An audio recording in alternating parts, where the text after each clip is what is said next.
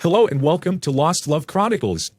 I was 2 shots of Jack Daniels into what was starting out to be an epically bad weekend, and it wasn't even free in the afternoon on a Friday. I'm a reporter for a small newspaper in the Midwest, and because I had worked several late nights in a row, my boss had given me calm time off for Friday afternoon. So after running a few errands, I headed home for what I hoped was going to be a good nap in my favorite lazy boy. But as I pulled up to my house, I saw there were 2 cars in my driveway. One belonging to my wife of 7 years, Tracy, and the other I didn't recognize. I thought it was odd that Tracy was home in the middle of the day. She was an actuary for a mid-sized insurance company and usually worked 8 to 5. And then, of course, there was the second vehicle. But still, having what I thought was an amazing marriage and trusting the love of my life completely, I didn't jump to any foregone conclusions as I unlocked my front door, and my world went to complete shit. There were the unmistakable sounds of 2 people going at it hot and heavy coming from our bedroom upstairs. The door was obviously open, because they obviously weren't expecting company, and I could hear moaning and yelling. I took the carpeted stairs 2 at a time, and when I got near the bedroom I could hear them much more clearly. "This what you want? This what that your husband not giving you?" Railed some guy I had never heard before to my wife, who was groaning louder as she was obviously getting pounded. When I got to the door of my bedroom, I could see my gorgeous wife on her back beneath some guy who looked like he played linebacker for the Packers giving her a tremendous sex. And from what little I could see, he was giving a lot to her. Despite what he had said, Tracy had never indicated to me previously that she felt filled, but what I was seeing and hearing told me I wasn't measuring up for her. I was suddenly feeling extremely nauseous, probably because my world was crumbling right in front of my eyes. "Playing through. Don't mind me," I finally yelled as I walked into the room, opened my closet door, took out my gym bag, and started putting a couple of changes of clothes in it. Derek barely broke stride until Tracy realized I was there and stopped screwing him. "Oh, shit. Simon, I'm so sorry you had to see this," she yelled from underneath the monster. "We were going to tell you, not have you find out like this." "Exactly when would that have been then, Trace?" I responded. "On our 10th anniversary? From the looks of things, this is hardly a one-off. Surely you could have found the time to tell me before this if you really cared." Although he had stopped pumping my wife, Derek was still, and she was trying to look around him as we spoke. "Never mind, Tracy. I'll just grab a few things and be out of your hair. I'll come by for whatever else I want and need in the coming days. I'll have my lawyer draw up papers. By the way, who the hell is this Neanderthal plucking you?" "That's kind of funny," she giggled. "Derek is my attorney. He works for one of the big firms downtown." "Perfect," I said. I didn't bother to even close the front door when I left the house. I put my stuff in my Ford F-150 and headed straight for my favorite watering hole. Not exactly an auspicious start to the weekend. Most bars are pretty empty on a weekday afternoon, and the Rusty Fork was no exception. Even my favorite bartender, Noel, didn't begin his shift until 4. So I just sat in my spot thinking, I suppose I should have seen this coming. The last time we went out to one of my wife's work events, her coworkers barely disguised their disdain for me.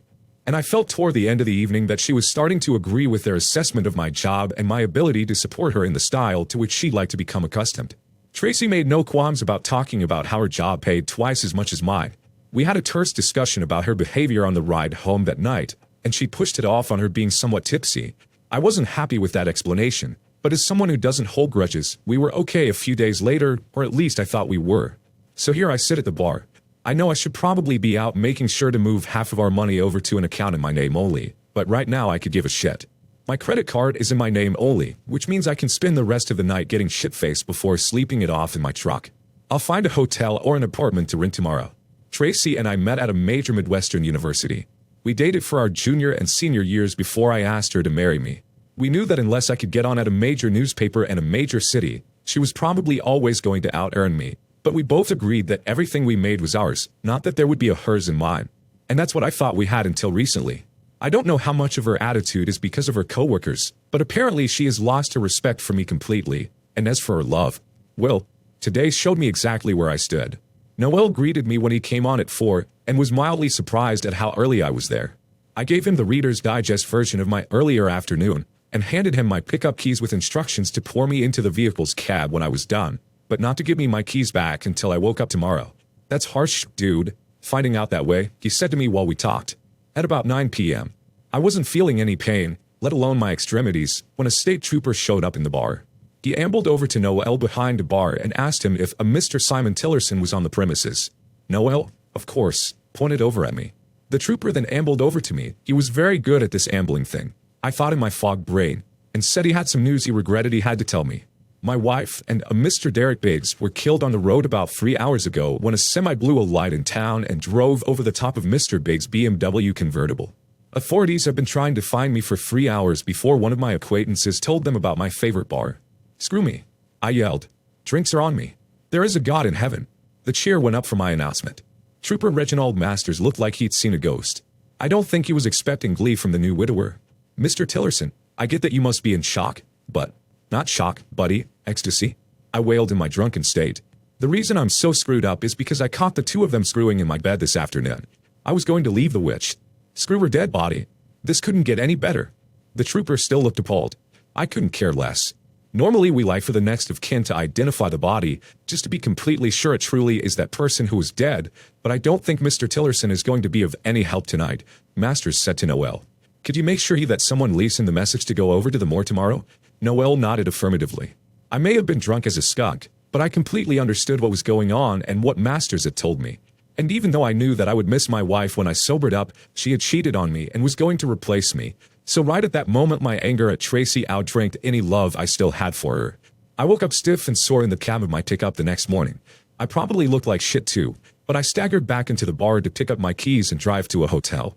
Then I remembered what the trooper had told me the previous night. So I drove home to my empty house instead, thinking about Tracy and the 9 years we had together, the last 7 as man and wife. I was more sad than anything that it ended the way it did between us. I can't say I was really grieving, because even though I was no longer drunk, I still was happy that she, in the AP, got what I thought they deserved. I went home, jumped in the shower, cleaned up, and headed over to the morgue to identify the body. Tracy's body looked battered. I guess having a Sim-A go over the top of you in a convertible will do that. I asked to see the other body as well. Derek looked similar to Tracy. I hoped at least in his case death was slower to come. When I got back home, I knew I had to make at least 3 phone calls. One to my parents, one to her parents, and one to her sister, Anya. I knew somewhere deep down inside I was sorry to see her die, but at that moment every thought of her came with the visual of her urging her paramour to give it to her, and I really couldn't muster any sorrow in my heart for her. So I decided I would do my job, report the facts, and keep my lack of emotion out of the equation if I could. At least I did feel bad for Ron and Cindy Jacobs, Tracy's parents, for losing their daughter. I loved Ron and Cindy almost as much as I loved my folks, and I certainly didn't want to see them hurt. From that respect, this was not going to be easy. I called my parents first and gave them the news. My mom, easily the more emotional of the two, burst into tears immediately. My father, on the extension, started asking for more specifics, so I told him about Tracy being in the car with Derek Biggs at the time of the accident. Who's Derek Biggs? He asked directly. I knew the question was coming, but still I hesitated before answering, which probably told him volumes.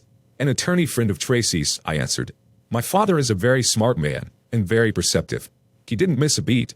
So why was she in the car with an attorney friend of hers at a time when she should have been home with you? Because she wasn't with me anymore, Dad, that's why. I caught her and Derek having sex in our bed earlier in the day, and I'm guessing it wasn't their first rodeo together. So I threw some clothes in a bag and left. I don't know why they were in the car at about 6. I'm assuming they were going out to eat, considering the time. Well, shit, son, I'm sorry to hear that. By this point, my mother had composed herself some and gotten back on the line. She heard enough to know what we were talking about. Are you sure she was having sex with another man, Simon? I mean, this is not the sort of thing you want to be telling people if you're not sure. I interrupted and was not very diplomatic. Mom, I caught them in the act. I've had sex just a few times in all these years to know what I was looking at. Have you talked to Ron and Cindy yet, Simon? If not, what are you going to tell them? My dad asked. As little as possible, Dad, unless they start giving me the 3rd degree like you're doing. I won't lie, if that's what you're asking. This could get ugly, then, son.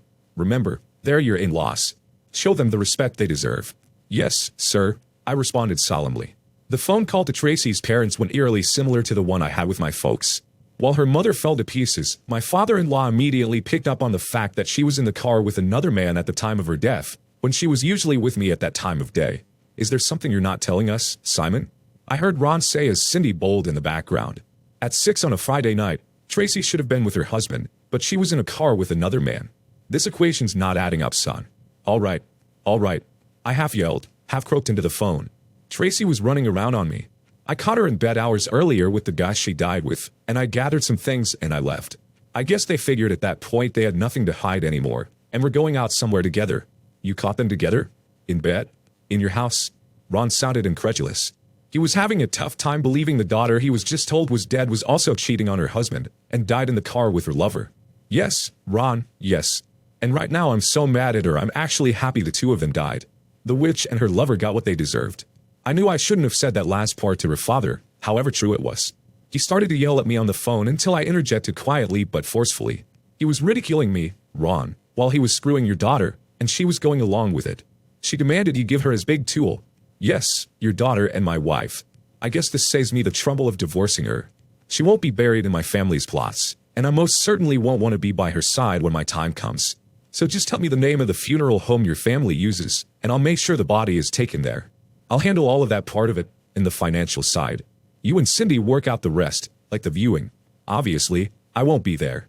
You can't just pretend she didn't matter in your life, son, Ron said in his best calming voice. You two were together for almost a decade.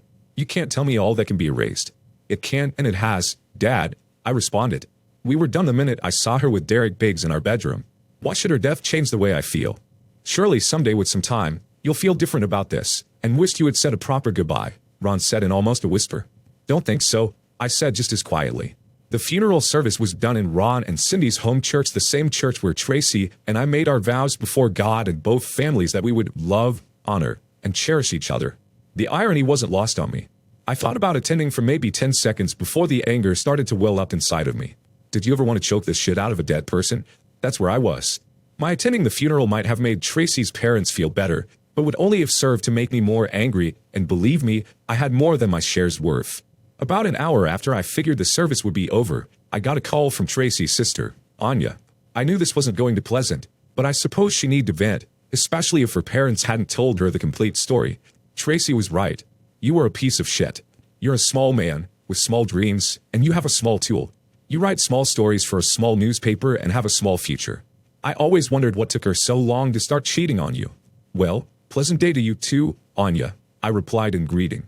So, I'm guessing you knew all along. So then why, if I was such a bad guy, would you have even wanted me there? Because you embarrassed my parents, you piece of shit. How can you even answer the question as to why Tracy's husband wasn't at the funeral? My parents practically died of embarrassment when they had to tell the Reverend why you weren't coming. You are a piece of shit, and I hope you die too. Now, you're catching on, Anya. I yelled into the phone. That's exactly what I thought about your sister and her lover after I caught them. And you know what? I got lucky. They did die. So now why don't you just go and leave me alone? I thought that went well. I got a realtor and put the house up for sale immediately. I moved my stuff into the spare bedroom, and I sold off for dirt cheap all of our bedroom furniture, including the sheets and pillowcases. I was never going to touch any of that stuff again. As for the rest of Tracy's stuff, I took her jewelry, most of which I had given her, and sold it to a local jeweler and gave the money to a church food pantry. Her clothes and everything else I boxed up and took to her parents, telling them they could keep or dispose of the stuff at their leisure. Those boxes included our wedding album and the usual small photos you normally have of each other. I had enough photos of Tracy in my head, with the very last one of her and Derek Biggs in our marital bed that was never going to be able to be forgotten. Ron and I made small talk as he helped me unload my pickup. When the last box had been unloaded, I looked at Ron and Cindy and they looked back at me. We moved in for a tight family hug. I'm pretty sure we were all crying. See guys, I whispered as my voice failed me. All of this was done in the first 2 weeks after Tracy's death. Somewhere in the middle of all this, I got a phone call from Cruz Miller Insurance. Tracy and I always had life insurance, so I knew why they were calling. It just wasn't a priority in my life until I got everything squared away. With everything on the obvious side now done, it was time to return the call to them. Tracy, being the insurance professional, had handled all of our insurance purchases. We always discussed everything, but since that was her field of expertise, I let her make the final decisions there. One of those decisions was a $1 million life policy on each of us, with a double indemnity clause for an accidental death prior to age 45. That meant a $2 million payout was coming my way. But then the insurance agent said something else that almost made me choke on the coffee I was drinking. Seems that since the driver of the truck caused the accident, his firm would be on the hook for some sort of payout for wrongful death, unless I wanted to go to court and try to sue them for everything I could get. They would pay for both Tracy and Derek. She advised me that I should accept nothing less than another $2 million, although she figured $3 million to $4 million would actually be right in this situation. After the lawyer would take his cut, I stood to have about $5 million in the bank. I actually wound up with $4.75 million in the bank after the lawyer took his cut. I really didn't care at that point as I was completely numb. The trucking company settled with Derek Biggs' widow as well, and the signing for both was to be at the same time and place. I had never met his widow until the signing, and while I thought Tracy was a beautiful woman, Derek's widow was at least as beautiful, so I wondered why he would risk his marriage for an affair. I guess that maybe he was so sure of not getting caught he didn't see any risk to the affair. After we had signed the paperwork with the company, Ellie Biggs invited me out for a cup of coffee. Seems she had one question in all of this that never got answered by anybody, and she was hoping that I could provide that information. My husband didn't have a friend named Tracy Tillerson that I was aware of, and after checking, his firm told me she was not a client. Yet they were in the car together when they died. Nobody in Derek's office knows who this woman is, or if they do, they are not telling me. What was your wife to my husband, Mr. Tillerson? I took a big gulp of coffee. Damn. I hated to be the bearer of more bad news to this extremely good-looking woman. I dropped my eyes to the table in the Starbucks we were at. Oh, that bad, she said on cue. Please, Mr. Tillerson, I deserve to know the truth. So I told her the whole story from my side. She looked appalled. I suddenly felt sick to my stomach. Thank you for your honesty, she said as she got up from the table and left the coffee shop. Although I was now wealthy by most people's standards, my life sucked. I had no desire to date. I had moved into a shitty one-bedroom apartment just to have a roof over my head. I had few friends, and didn't really care. I worked at the newspaper, rode my bike a lot and lifted weights several times a week. I just existed. My father, bless his soul, finally convinced me to go to a therapist. His diagnosis, trust issues. He encouraged me to get out into the public more and try to have a semblance of a life. That was a waste of an hour. I never made another appointment. So I'm sitting in my place watching baseball and just thinking this time replaying over the conversation with Anya that occurred after Tracy's funeral 6 months earlier. She said that I wrote small stories for a small newspaper, and she was right. I had taken the job because it was the only newspaper opening near Tracy's job, and since she made more money than me, I sacrificed my plans of someday moving to a larger paper until Tracy decided we should move, then I would look again. But now I wasn't tied to the community. In fact, I probably didn't ever have to work another day in my life. I was free to come and go as I pleased, and write whatever the hell I wanted, and didn't care if anyone ever read it. The next day, I went in and gave my boss, Ernie, my 2 weeks' notice. Sitting in my apartment that night, I looked at my library, so to speak. It was a collection of about 30 books, 28 of them non-fiction. One of the 2 fictions was Moby Tool by Herman Melville. That got me thinking, which some say is dangerous for me. One of my academic strengths in school, according to all the crazy tests you take, was abstract thinking. Before the days of hyperlinks on the internet, I used to do that all the time in my mind. Take a thought, mull it over, twist it around slightly, and go in yet another direction. It worked for me, but it didn't make it easy for my friends to follow my thinking when we would get into deep discussions about things.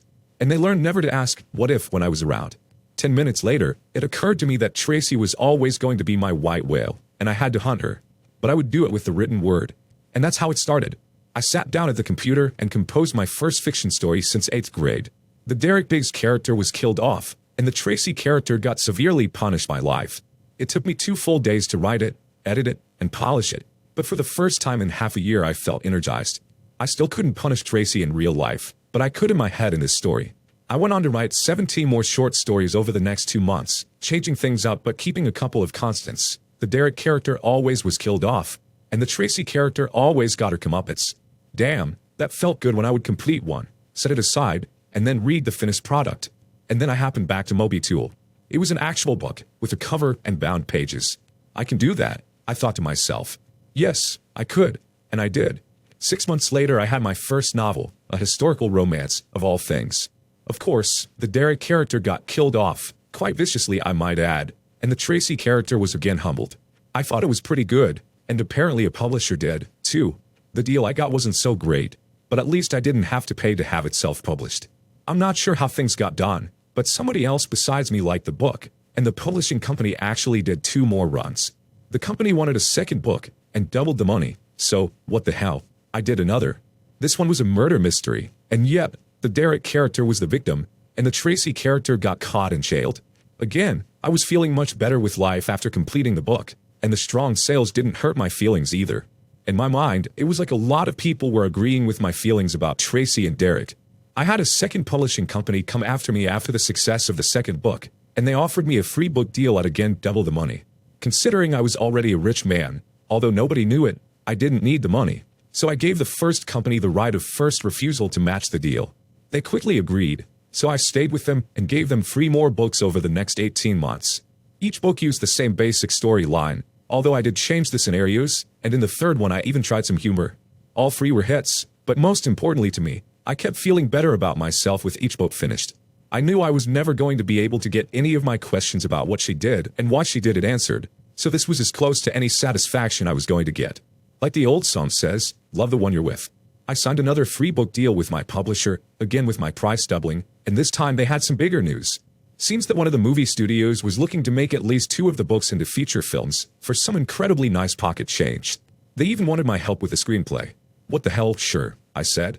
While I had never been a big fan of Oprah Winfrey, her endorsement of a book usually sent the author into the stratosphere of success, and when she chose my 6th book for one of her books of the month, I got to experience that firsthand.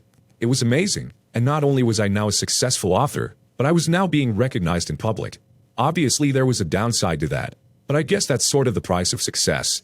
In general, most people are very polite and nice, but every now and then you get a jerk who wants to prove that he or she is not impressed by you. That's okay, because I'm not impressed with me either, but I don't need to take shit from anybody else. I can do rude as well as anybody. So I was sitting in my favorite bar, the same one I was in when the state trooper told me Tracy was dead, just enjoying a Friday evening with my good buddy Jack Daniels. Now worth north of $10 million, I still enjoyed the simpler things in life, a good drink, working out, riding my road bike, a good-looking woman every now and then. I still lived in the same crappy apartment and really hadn't been searching for lasting female companionship. I think a few of the regulars at the bar knew about my writing success, but for the most part everyone there pretty much left me alone. You know, some playful shit-slinging every now and then, but nobody really said anything about reading my stuff. Of course, I was pretty sure that about half of them couldn't read, so that took them off my potential fan club list.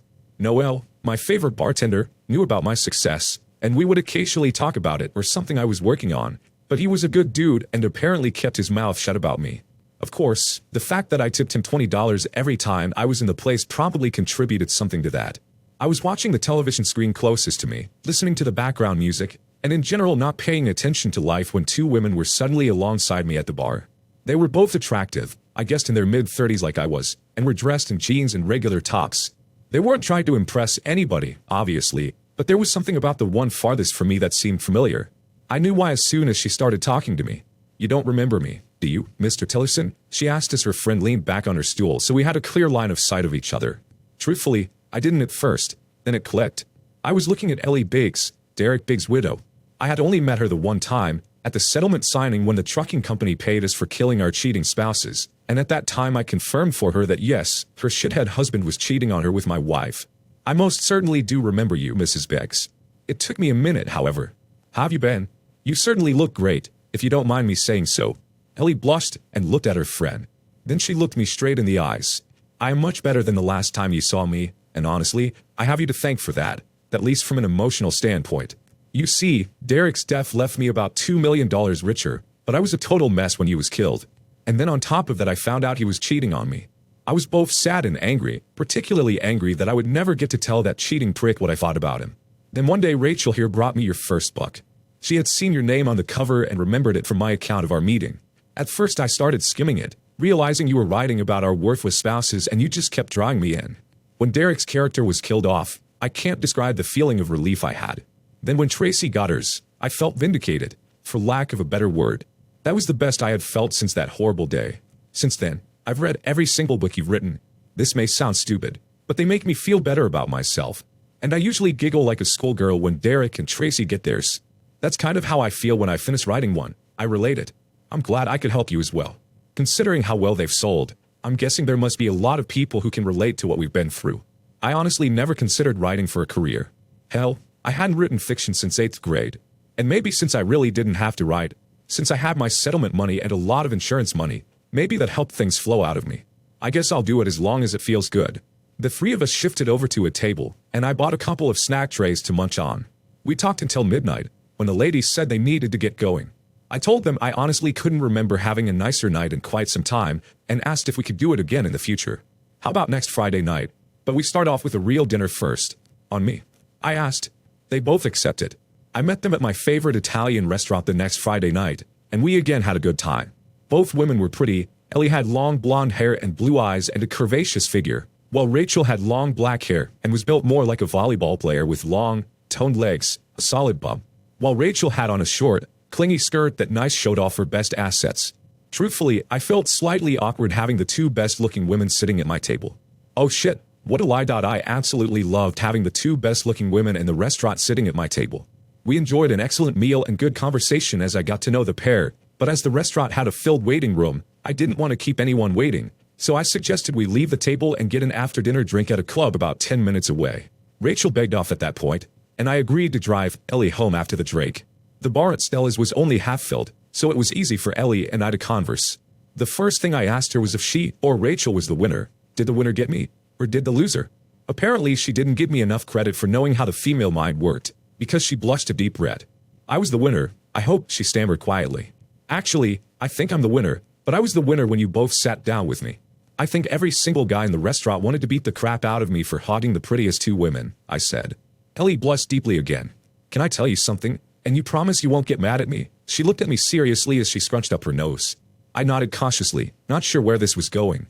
I absolutely hated your guts when I left the lawyer's office after we signed the settlement papers.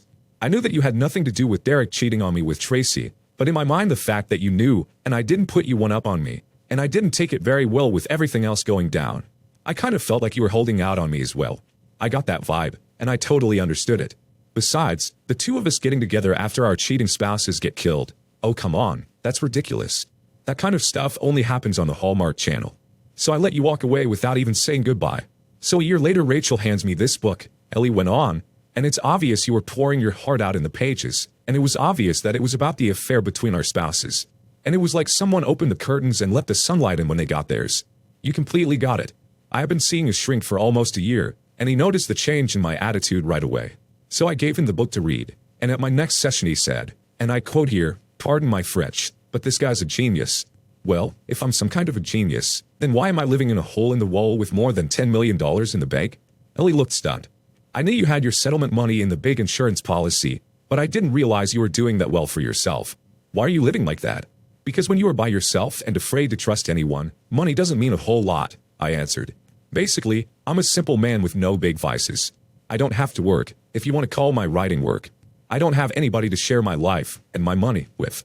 Saying it out loud for the first time, I realized just how pathetic I was.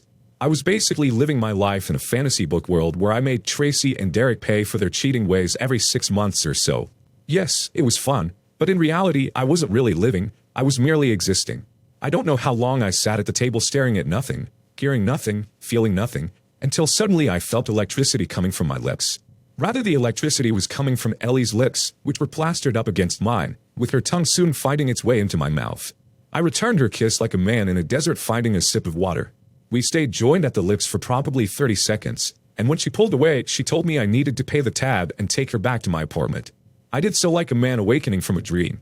In the 4+ years since Tracy died, I have screwed several women, but I hadn't made love to a woman since my wife died.